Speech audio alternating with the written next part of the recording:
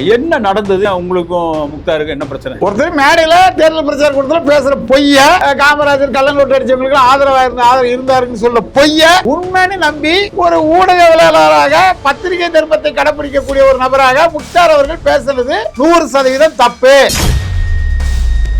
அப்ப கள்ளநோட்டு அடிச்சவங்க சொல்றாங்களே, அது என்னது? கள்ளநோட்டு பெருந்தலைவர் காமராஜர் காட்சிகளுக்கு அடிக்கப்பட்டதாகவும், அது சிவகாசி நாடார்கள் அடித்ததாகவும், அதற்கு காமராஜர் உறுதுணையாக இருந்ததாகவும் ஒரு கட்டுக்கதை பல ஆண்டுகளாக உலா வருகிறது. பெருந்தலைவர் காமராஜர் ஆட்சியில ஊழல் நடந்துச்சான். இது பாராளுமன்றத்தில் போய் பேசினாங்களாம். உடனே நேரு கூப்பிட்டு பதவியை ராஜினாமா பண்ணிருன்னு சொன்னாராம். உடனே தலைவர் ராஜினாமா பண்ணிட்டு பக்தர்ஜில முதலமைச்சர் ஆக்கிட்டு போயிட்டாராம். இது முக்தார் சொல்லக்கூடிய ஒரு செய்தி. நான் முக்தார் ஒரு முட்டாளுங்கிறதை தெரிஞ்சுக்கிடுங்க.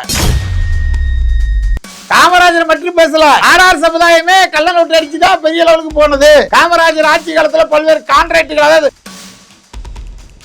சாதி வெறி காரணமாக சொல்லக்கூடிய பொய் செய்திகளை உண்மை என்று நம்பி பேசக்கூடியவர்கள், ஆதாரம் இருந்தால் தான் முக்தார் போன்ற அடி முட்டாள்கள் பேசலாம்.